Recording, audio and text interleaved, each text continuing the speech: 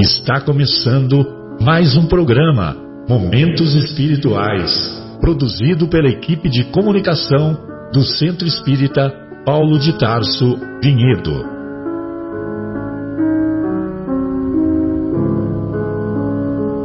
Se guardas contigo o estigma do sofrimento, indagando pela solução dos velhos problemas do ser e da dor, se percebes a nuvem que prenuncia a tormenta e o vórtice traiçoeiro das ondas em que navegas, vem conosco, estudemos a rota de nossa multimilenar romagem no tempo, para sentirmos o calor da flama de nosso próprio espírito, a palpitar, imorredouro na eternidade, e acendendo o lume da esperança, perseveremos juntos em exaltação de alegria que Deus, o Pai de infinita bondade, nos traçou a divina destinação para além das estrelas.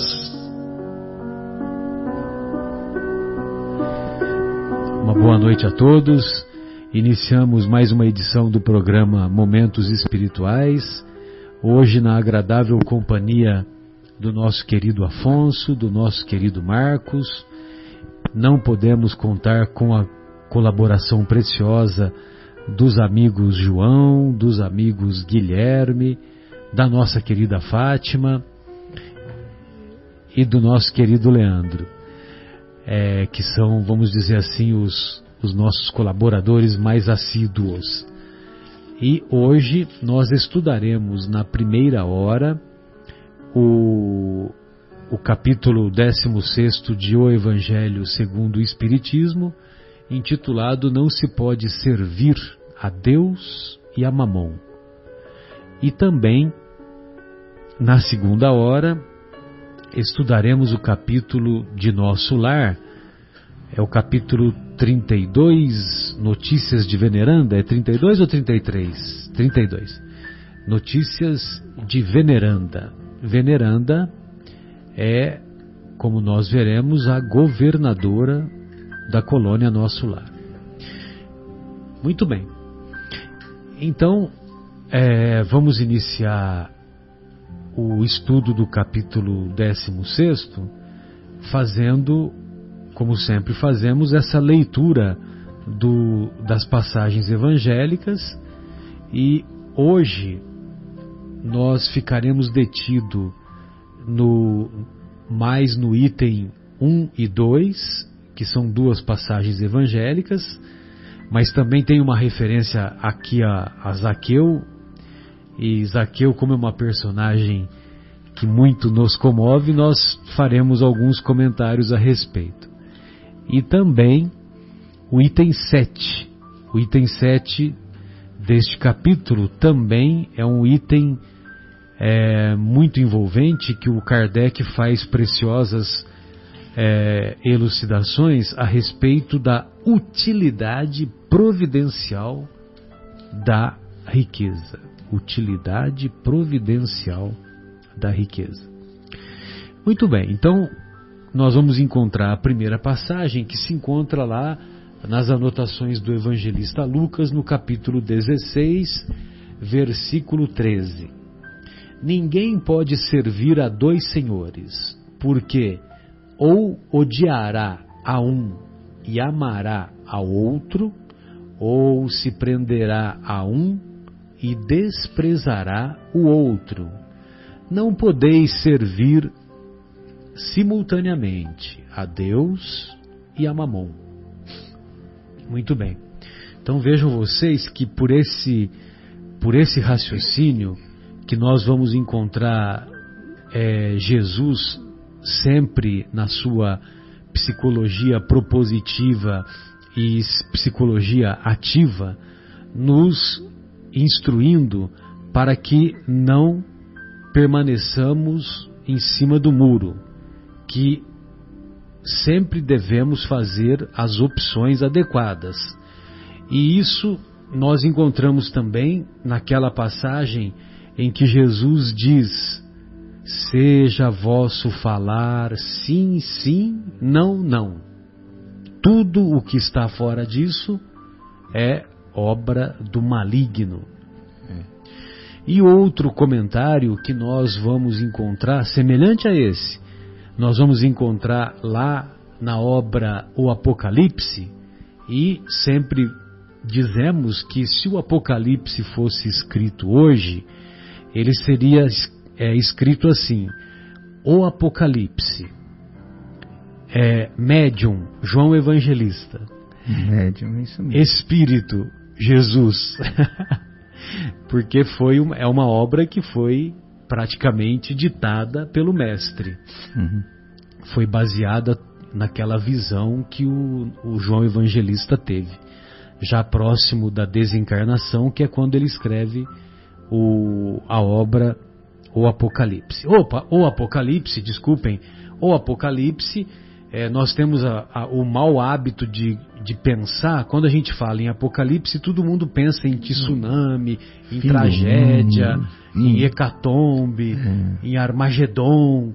E Apocalipse é uma palavra de origem grega que significa revelação.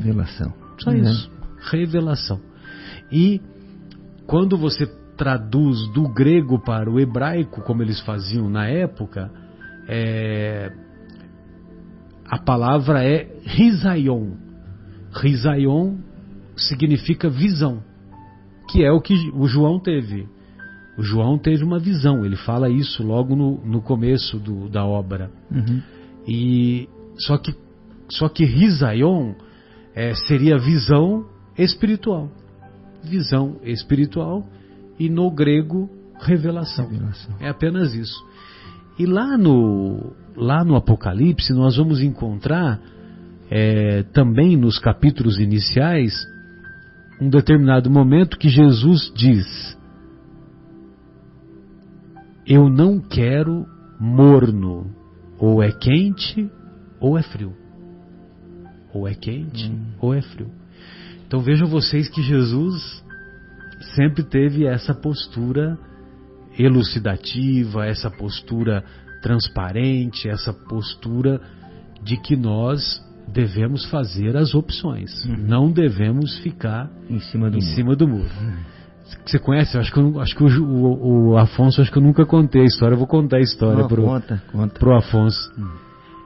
O Afonso, uma vez eu ouvi uma história que eu acho que é muito significativa. Então, como a audiência é rotativa, né? Audiência rotativa, no pique.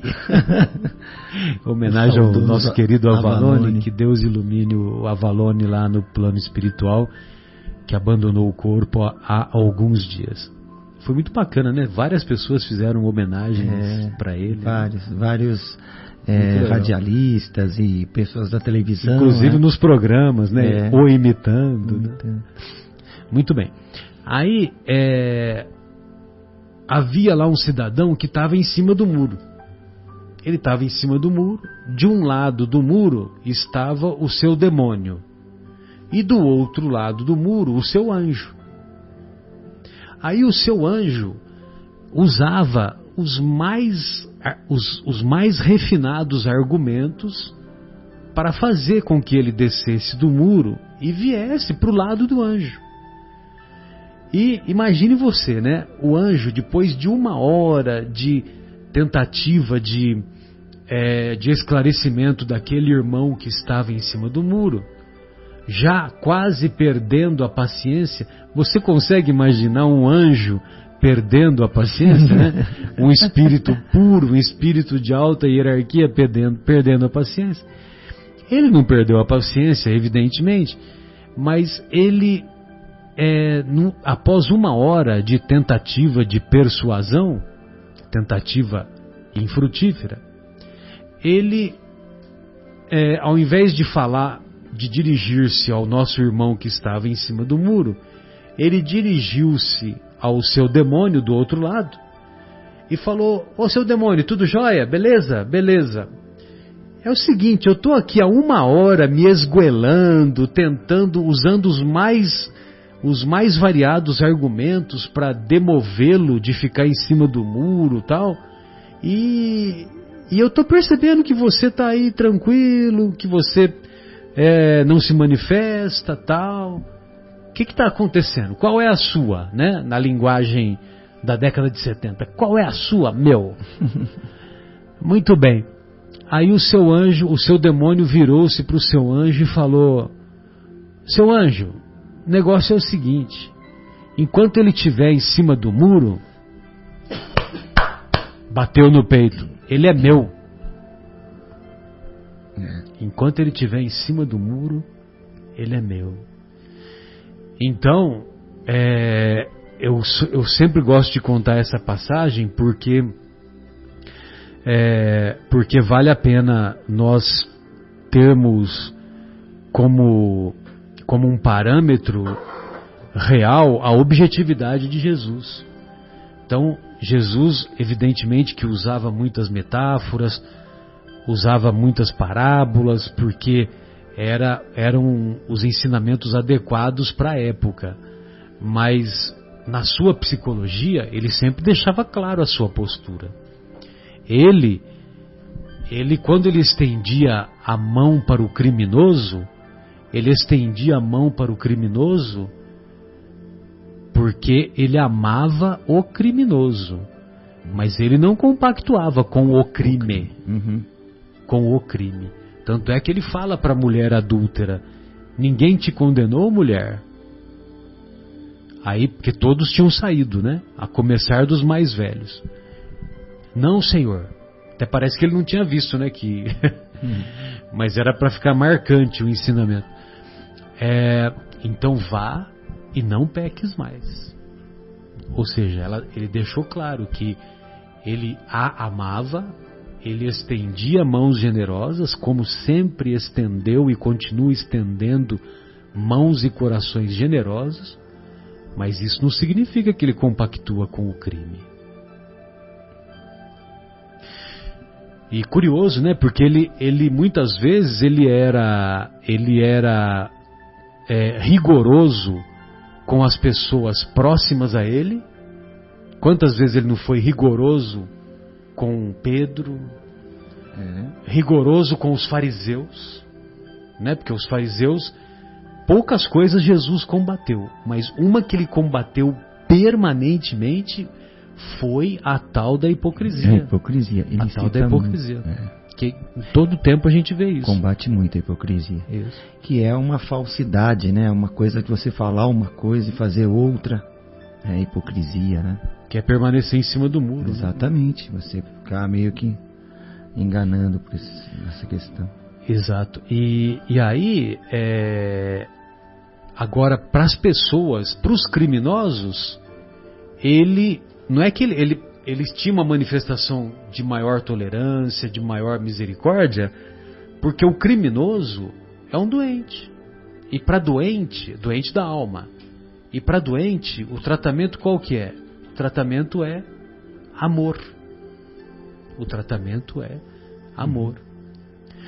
E esses dias atrás, eu vi um comentário muito feliz daquele nosso querido Aloysio Elias, do Miudinho, que lá na obra Estante da Vida, tem um capítulo que o Nicodemos, o mesmo Nicodemos do diálogo, ele falava assim, que ele estava em dúvida, né? Dirigindo-se ao mestre, ele estava em dúvida entre a retidão e o crime. Porque aqueles que procuravam se manter na retidão, o Nicodemos era um fariseu, mas ele procurava agir de maneira reta. Os discípulos do mestre também. Mas ele percebia que Jesus era mais tolerante com os criminosos do que com aqueles que lhe eram mais próximos. Aí então Jesus esclarece isso, né? Que com os criminosos eu preciso agir com amor. E com aqueles que já têm conhecimento espiritual, os fariseus não eram todos os fariseus que não prestavam. Não eram todos que eram hipócritas. Sim. Tem muitos fariseus que foram importantes na história da humanidade. Gamaliel, que foi o instrutor de Paulo, Hilel, que foi o avô de Gamaliel. Então, quer dizer, e certamente muitos outros. Então, o Nicodemos faz esse comentário e Jesus esclarece que ele era rigoroso com quem já tinha o conhecimento. Então, quem já é portador do conhecimento não pode ficar em cima do muro. A responsabilidade não pode titubear. A responsabilidade é maior. A responsabilidade é maior, bem lembrado. Eu acredito que... Só um minuto. Eu acredito que a grande certeza e preocupação do Cristo era por nos conhecer e nos acompanhar desde muito antes da sua vinda até nós, era a nossa condição de imaturidade espiritual. Quando ele nos sugere que nós não podemos servir a dois senhores, porque ou você vai desagradar a um e atendendo ao outro, ele já conhecia um dos fortes defeitos que a nossa humanidade ainda possui nessa faixa evolutiva. Nós ainda tentamos, 2000 anos depois, contemporizar, atender aquilo que não deve ser atendido. A insistência do Cristo para que o nosso falar, como lembrado pelo Marcelo, fosse sim, sim, não, não, era exatamente para combater esse aspecto moral típico da imaturidade, da inconsequência, quando nós queremos juntar o que é impossível, atender a dois senhores. Nós ainda hoje queremos manter o nosso prazer, ignorando o custo moral e espiritual que este desfrute material, sensorial, nos causa.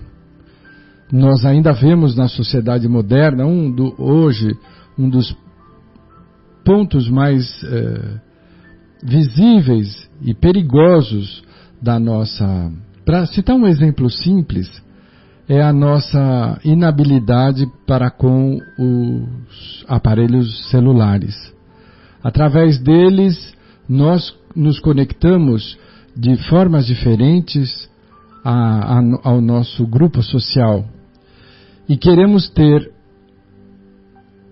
o desaforo de utilizar a produção de texto, a leitura de mensagens durante o trajeto em que estamos conduzindo um veículo.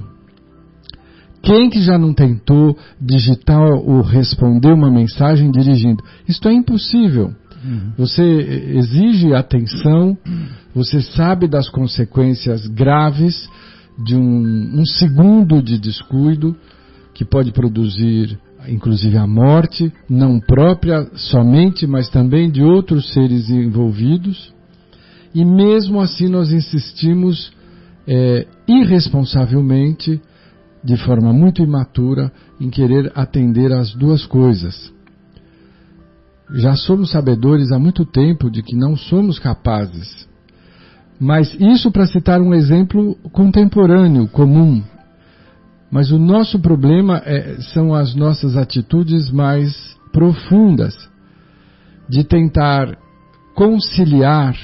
Houve época em que nós desconhecíamos a lei.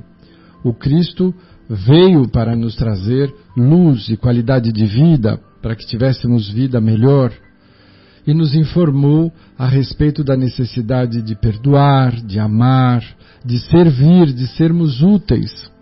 Mas hoje já não há mais nenhum véu.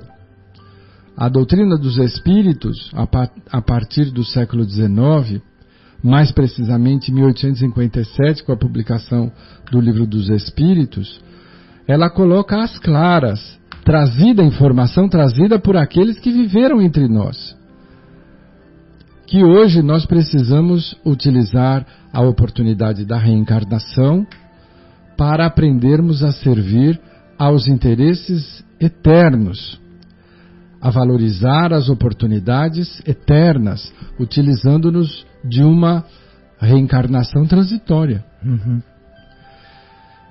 Então já faz aí mais de um século que nós já sabemos, inclusive, dos detalhes. Não podemos alegar nenhuma ignorância. A própria sociedade como um todo, fora dos muros doutrinários, é muito sensível ao conceito reencarnacionista, única fonte de explicação para muitas situações e misérias que vemos hoje, contrastes gritantes, oportunidades distintas, degraus, abismos sociais. Tudo isso tem explicação no fato da lei de ação e de reação e nas experiências reencarnatórias. Então, o Cristo conhece há muito tempo as nossas mazelas e nós temos uma dificuldade em virar as páginas, né? Ainda tentamos conciliar. Somos espíritas, acreditamos na vida além da vida, mas ainda cometemos equívocos, falamos mal dos outros, nos tornamos agressivos, imprecamos contra Deus, cultivamos amuletos que alimentam a nossa superstição, valorizamos a sorte. Não há conceito mais equivocado do que sorte e azar. O Pai nos ama a todos, como Ele daria privilégio a um filho em detrimento de outro que não conhece os artifícios da superstição? Não, com esse pedacinho de qualquer coisa eu vou conseguir boa sorte. Não. Boa sorte a gente consegue com boas intenções, com boas vibrações, com ação, com trabalho, com esforço, com suor, né? É assim que nós adquirimos todos os valores que importam e que interessam. Então, já em Lucas 16:13, que é o primeiro item do capítulo 16 do servir a Deus e a Mamon, nós já vemos o Cristo nos elucidando na sua grande... Eu enxergo muito, é uma visão muito pessoal, mas eu enxergo muito o Cristo como um irmão mais velho, plenamente habilitado, que já conquistou valores que nós estamos distantes de conquistar e que se preocupa em retornar da sua evolução para nos despertar com toda a paciência, infinita paciência desse mestre. E ele nos fala isso em Lucas, né? Não se pode servir a dois senhores. Tenhamos observância nesse aspecto para verificar no nosso dia a dia, nas nossas atitudes, principalmente nos nossos pensamentos, como é que temos agido, temos atendido aos valores que nós acreditamos e que já fazem parte do nosso patrimônio, ou ainda estamos tentando colocar os pés um em cada canoa? Poxa, bem falado. Parabéns, Afonso. É realmente isso, né? Eu vejo assim, parece que nós, quando nascemos, né, quando somos ainda bebês, crianças, nós estamos mais próximo de Deus e longe de Mamon. E aí nós começamos a envelhecer, vamos para a nossa adolescência, começamos a nos aproximar de Mamon perigosamente, e a nossa vida vai assim, naquele subir na escala, nos aproximamos muito de Mamon. Mas a nossa vida também tem um pico. Depois desse pico ela começa a descer novamente em função da nossa idade, né? A idade vai ficando mais avançada, aí você começa a se afastar de Mamon de novo e ir para o lado de Deus. Mas é muito difícil, é impossível amar os dois de uma vez. E no finalzinho da vida, aquele idoso, você vê que os idosos estão sempre longe de Mamon, né? Estão próximos de Deus, já não fazem questão daqueles bens materiais, já estão naquele pensamento, puxa, daqui a pouco eu estarei do outro lado, né?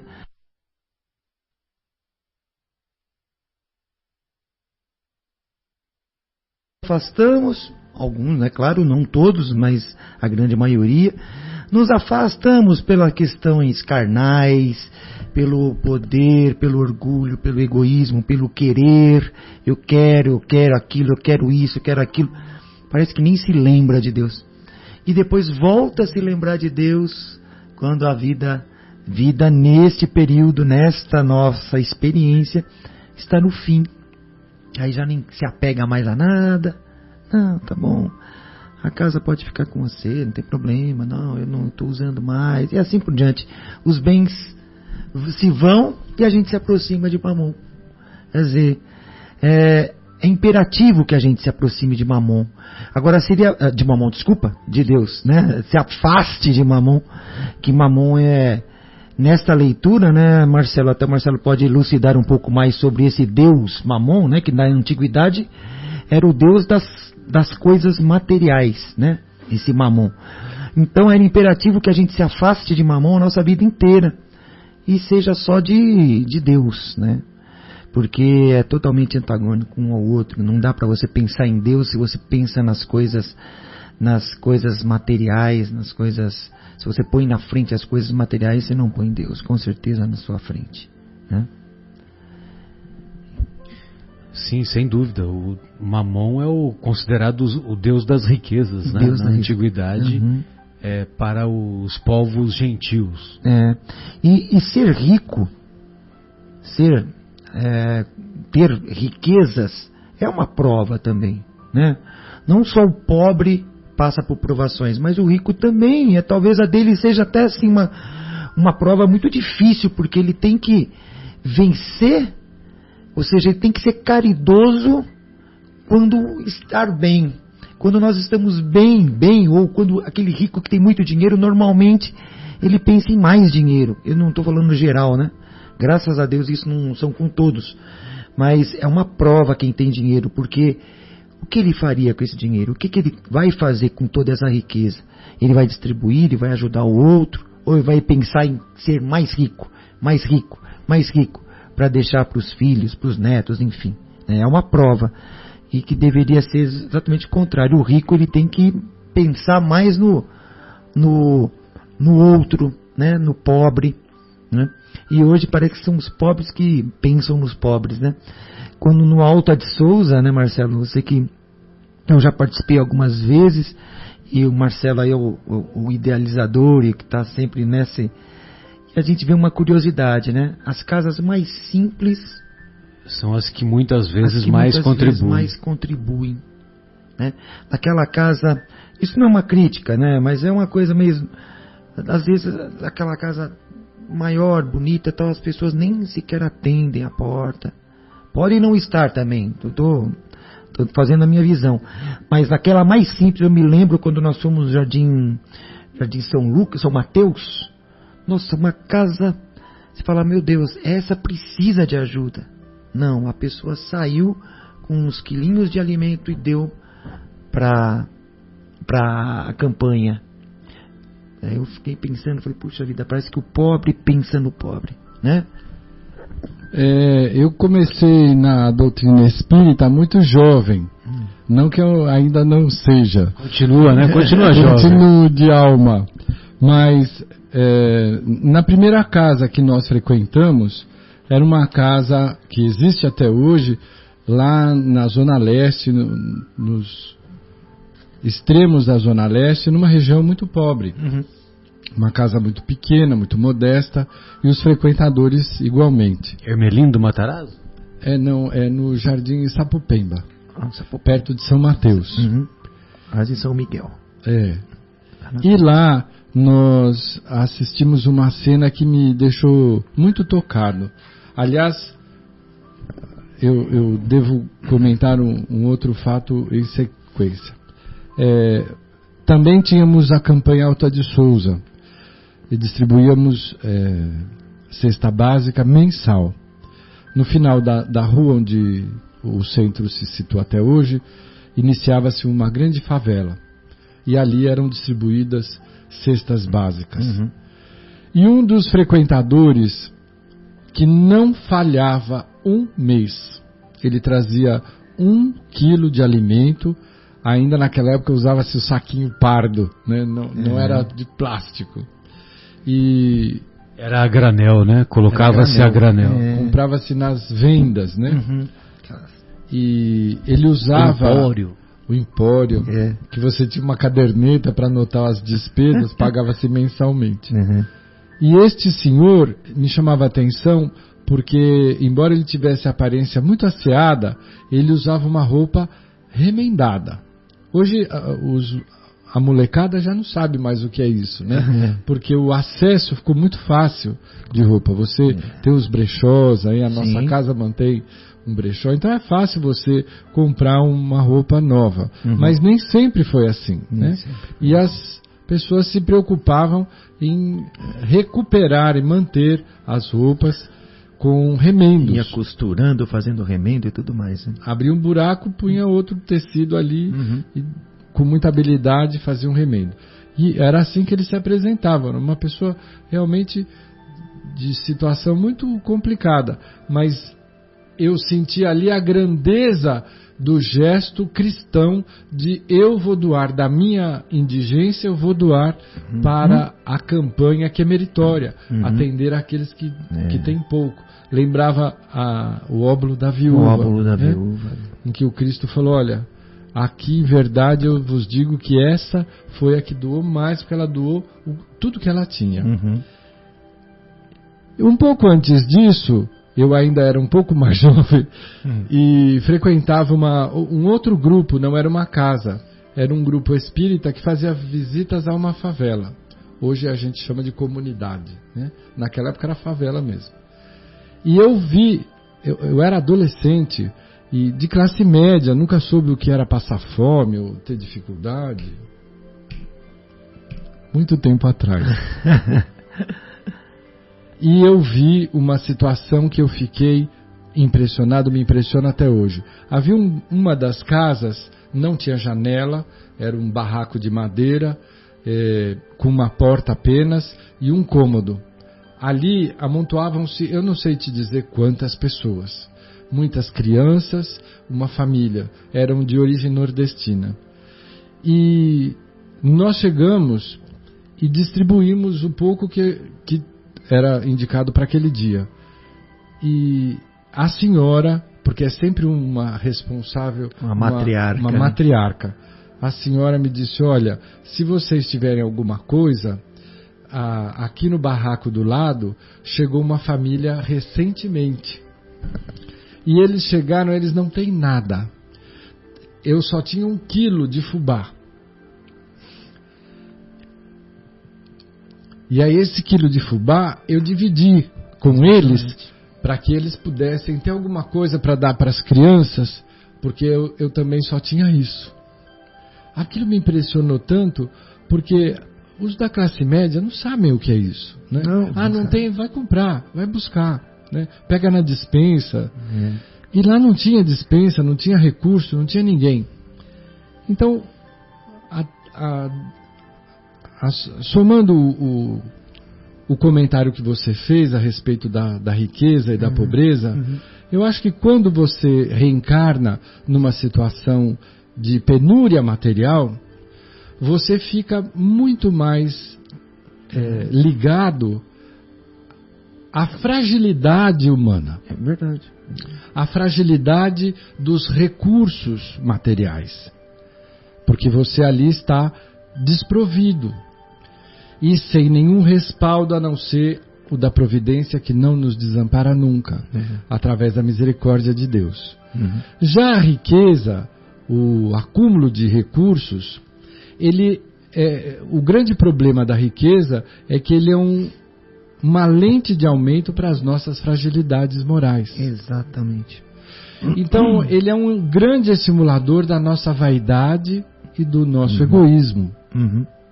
Eu tenho muito, e que bom que eu tenho, azar de quem não tem. Eu não me preocupo, não dói a falta do outro. Não é minha culpa. Eu nasci aqui, eu nasci assim. Então, acho que o grande problema é a nossa constituição moral. Onde quer que nós estejamos, ricos ou pobres, nós daremos do que temos. Mas o excesso, o acúmulo de recursos materiais deveria fazer com que enxergássemos que aqueles que não têm são os que necessitam do meu amparo, que tenho muito. Porque, em resumo, todos os recursos permanecem no planeta. Né? Exatamente. Aquele velho ditado de caixão não tem gaveta. Nós não levamos nada. Nada. Tudo fica aqui. Então, se tudo fica aqui, eu tenho muito, ele tem pouco, eu sou gerente desse recurso. Eu tenho responsabilidade sobre ele. Eu preciso fazer com que o meu excesso atenda, contribua, amenize a dor e o sofrimento alheio. Isso seria o ideal, né? Eu creio que existem essas pessoas mais ricas que ajudam, né? Parabéns a todos. Mas a gente sabe que a solidariedade ela está mais, né, nas classes inferiores. Fica mais evidente. Acho que aqueles que hoje detêm muitos recursos e agem muito, eles já têm esse valor construído. Sim. Não foram estimulados pela riqueza, o contrário. Sem dúvida. Não é? Sem dúvida. Usaram da sua qualidade moral para utilizar os recursos materiais que estão ali disponíveis. Mas sempre tivemos lindos e bons anônimos exemplos, porque infelizmente a nossa mídia não valoriza os exemplos morais, prefere anunciar o massacre, a criminalidade, o escândalo, aquilo que vai dar ibope, a fofoca, e exaustivamente. Né? Mas nós sabemos que apesar da imprensa ruim, nós temos no nosso planeta a presença constante de verdadeiros modelos de conduta, de atitude, que continuam praticando as sugestões de bem viver do Cristo contidas no seu Evangelho. Graças a Deus. Muitas vezes de maneira anônima. Muitas vezes. Até aquele outro ensinamento, né, que a mão esquerda. Foram 2 capítulos anteriores, né, que a mão esquerda não saiba o que a direita dá. E é interessante isso, porque na campanha Alta de Souza, a campanha Alta de Souza é a campanha da arrecadação de alimentos. Então, nós observamos com muita frequência isso, porque as pessoas que mais tiveram necessidade, elas muitas vezes se aproximam de nós e falam, olha, a nossa família, num determinado momento, foi assistida pelo Paulo de Tarso, e hoje, felizmente, nós estamos numa condição mais estável e nós fazemos questão de contribuir a nossa parte, com a nossa parte. E são pessoas assim gratas mesmo, né? Você vê que até um brilho no olhar, e eu não me refiro apenas ao Paulo de Tarso, outras instituições de outros irmãos nossos, de outras religiões também fazem trabalhos semelhantes e muito meritórios. Mas eu me lembro com carinho de um casal jovem que nós percorremos lá a rua onde ele morava, e ele, quando nos viu, ele reconheceu a campanha, o Paulo de Tarso, a Kombi, aquela coisa toda, e ele foi correndo buscar a contribuição dele. E ainda deu esse testemunho, né? Em lágrimas. Deu esse testemunho em lágrimas, né? Mas assim, no sentido de agradecimento, né? Por isso que na campanha nós fazemos questão, Afonso, Marcos, nós sempre fazemos questão de percorrermos todas as casas. Todas as casas. É um lindo trabalho. Não importa que a casa seja mais humilde ou mais, vamos dizer assim, suntuosa. Não importa. Nós estamos batendo as portas, é como se Jesus, não que nós sejamos Jesus, mas é como se Jesus estivesse dando uma oportunidade para os membros daquela casa, para os pertencentes àquela casa, praticarem pelo menos uma boa ação, né? Vamos dizer assim, né? Sim. Mas a maioria colabora, viu? Colabora, são poucos aqueles que eu não tenho, ou que faz pouco caso. Né? Tal, né? Eu acredito que todos devam saber disso, mas é bom a gente deixar frisado que as campanhas de alimento, como outras campanhas de arrecadação, elas não solucionam os problemas graves que nós vivemos. Elas são um atenuantes, mas são uma oportunidade de exercício do desprendimento da concha do eu. É um convite que nós aceitamos ou não para lembrarmos da nossa fragilidade, da nossa transitoriedade material e saber que nós podemos de alguma forma contribuir para amenizar a dor e o sofrimento do nosso próximo. É um exercício prático, pequeno, mas muito significativo. Sim. Então, eu já ouvi algumas pessoas dizerem assim, isso é problema do Estado, eu pago imposto exatamente para isso. Lógico, nós devemos continuar pressionando a nossa sociedade para que ela seja melhor representada, melhor atendida. Mas enquanto isso não acontece, nós não precisamos ficar parados. Com muito pouco, nós podemos fazer muito. Principalmente se nos inspiram os preceitos e as sugestões contidas no Evangelho do Mestre Jesus. E que a nossa justiça deve ser maior do que a justiça dos escribas e dos fariseus. Pois é.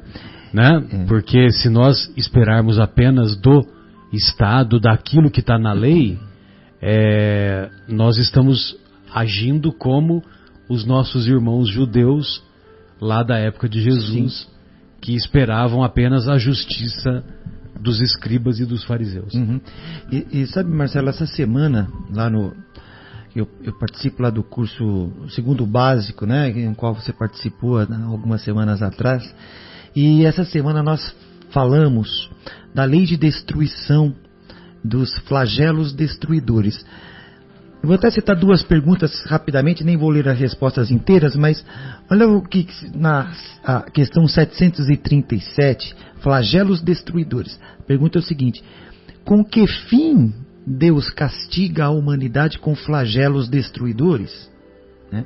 A resposta dos Espíritos: para fazê-la avançar mais depressa, ou seja, um desencarne coletivo, para fazê-las avançar mais depressa.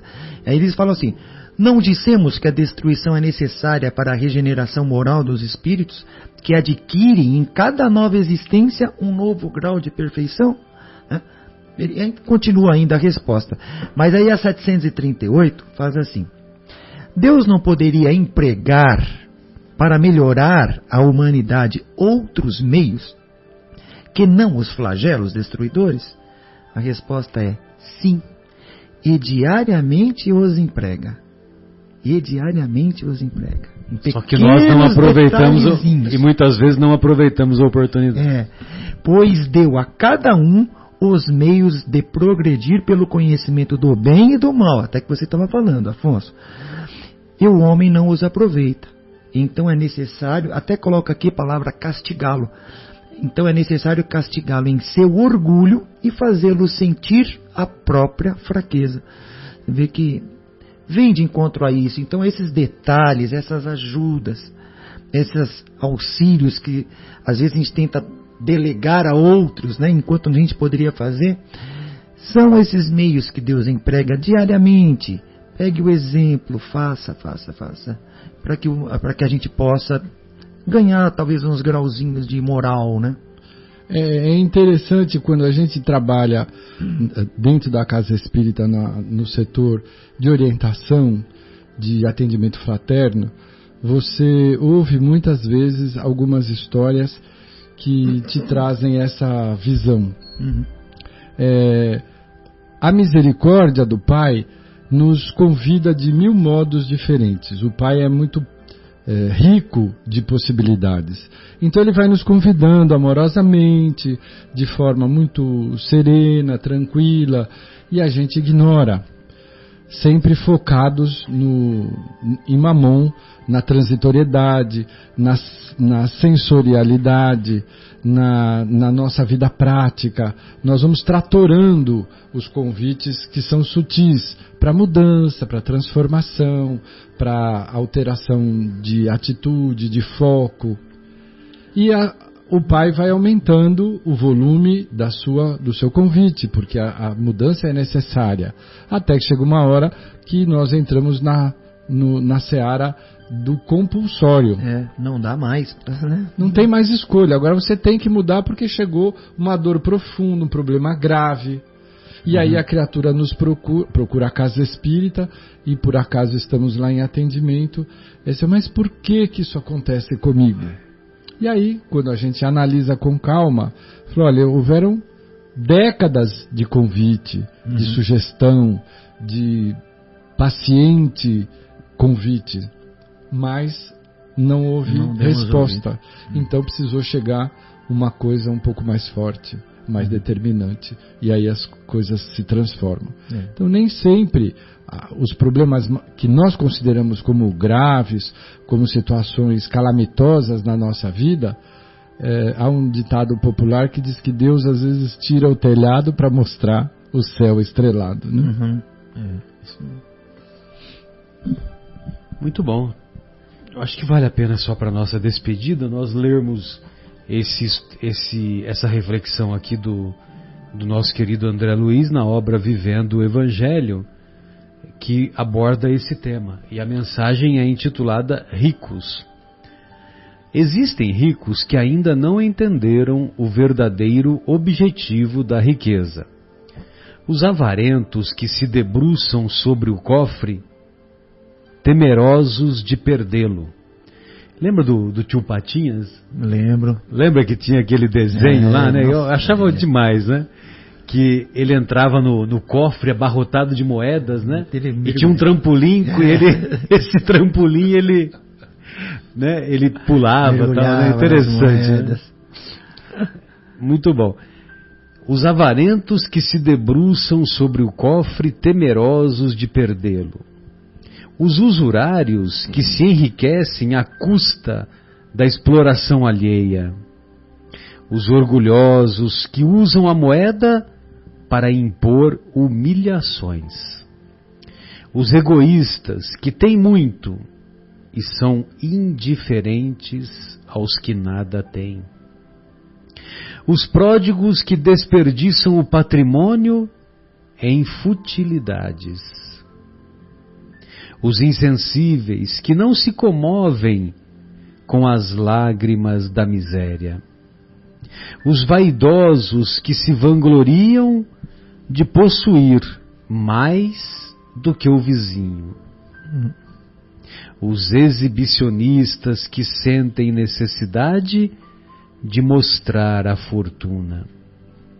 Os desonestos que acumulam o ouro por caminhos tortuosos. Os esnobres que precisam acreditar que estão acima de todos. Ao contrário de outros ricos que já aprenderam a lição do desprendimento, eles são agarrados às posses e surdos aos apelos do bem comum. Não surpreende, pois, que tenham dificuldade de entrar no reino dos céus, como afirmou Jesus, porque na própria terra já se afastaram de Deus. Interessante, né? Na própria terra já se afastaram de Deus. Então foi um pouco do que o nosso querido Afonso falou, um pouco do que você falou, né, Marcos? E eu acho que não vai dar tempo para falar do Zaqueu, né? Uma outra oportunidade a gente fala do Zaqueu, que é uma história muito bonita. Temos aí alguns minutinhos, né? Será que dá tempo?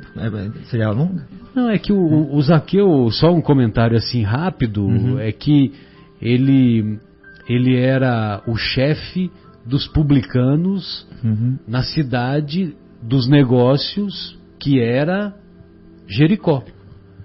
e ele era de estatura baixa, e ele estava lá no sicômoro, né? Sicômoro é uma grande figueira, e ele queria ver Jesus.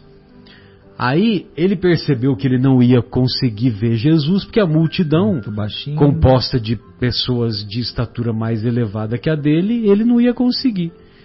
Aí então ele sobe no sicômoro, sicômoro ou sicômaro? Agora me esqueci, acho que é sicômoro. E aí ele sobe no sicômoro, e existe uma simbologia nisso, né? Porque ele estava sicômoro. Ele estava na sombra da árvore, ou seja, ele estava com a situação acomodada. A situação da vida dele era uma situação cômoda, né? Ele tinha sombra e água fresca, como diziam, né? Como nós dizíamos antigamente, né? E aí o mestre, evidentemente que o mestre cruzou o olhar com o Zaqueu e certamente identificou no Zaqueu uma oportunidade relevante de ensinamento, de pedagogia, e ele falou: Zaqueu, desce daí, que hoje me importa que eu entre, que eu vá até a sua casa. Jesus também não era bobo, né? Porque nas caminhadas lá ele precisava se alimentar, né? Então ele tinha um pouco de cara de pau para se autoconvidar para casa, né? Lógico, eu tô brincando. Mas aí ele chega lá na casa do Zaqueu, e o interessante é que ele diz assim, né? Hoje a salvação entrou nesta casa. Jesus, em hebraico, o nome é Yeshua. Yeshua significa aquele que salva. Então, Jesus faz um trocadilho com o próprio nome. Hoje, a salvação entra nesta casa.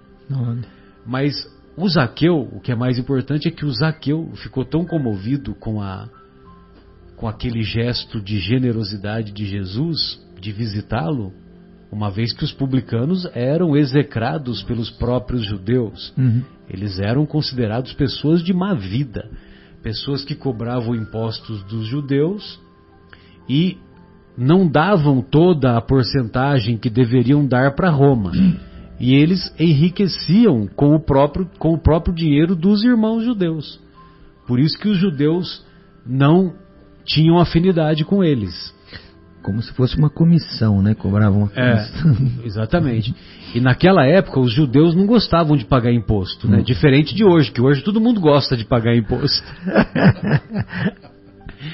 Mas, brincadeiras à parte, o nosso querido Zaqueu ficou tão comovido que ele doou metade da fortuna dele de imediato aos mais necessitados, e ele disse que aquelas pessoas que se sentissem por ele prejudicadas, que era para elas procurarem por ele, que ele ressarciria 4 vezes o valor. Olha. É o que está na passagem, né? Ao contrário, até Marcelo, eu acho que você pode até aproveitar e falar do jovem mancebo, né? Então, mas aí o jovem mancebo que foi convidado a vender as coisas, né? Exato, o jovem mancebo. Que Jesus já dá mais uma. Quando a gente fala jovem mancebo, nós estamos sendo repetitivos, né? Porque jovem e mancebo já é jovem, né? Mas aí o jovem que procurou pelo mestre, ele estava meio acabrunhado porque ele seguia os preceitos, né? Da lei de Moisés. E ele queria a vida eterna, né? Ele não queria pouca coisa, né? É que nem a mãe de João e de Tiago, né? Os filhos de Zebedeu. Mestre, eu quero que os meus filhos fiquem um à sua direita e outro à sua esquerda. Eu não queria pouca coisa, né? E aí então ele só queria a vida eterna. E aí ele diz que ele estava seguindo: o que mais me falta? estou seguindo isso desde a mocidade. Aí o mestre diz: bom, se você quer ser perfeito, vende tudo o que tens, dá-o aos pobres e terás um tesouro no céu. Depois vem e segue-me. Vem e segue-me. Existe um convite mais direto do que esse? Ouvindo essas palavras, o moço se foi todo tristonho, porque possuía grandes haveres. Digo-vos em verdade que bem difícil é que um rico entre no reino dos céus. É mais fácil, aquela frase famosa, né? É mais fácil que um camelo passe pelo buraco de uma agulha do que entrar um rico no reino dos céus. E com essa passagem a gente encerra a primeira parte e vamos fazer uma pausa musical. Daqui a pouco retornaremos com o capítulo 32 da obra Nosso Lar. Perfeito. Então vamos tocar do Zé Geraldo, Cidadão.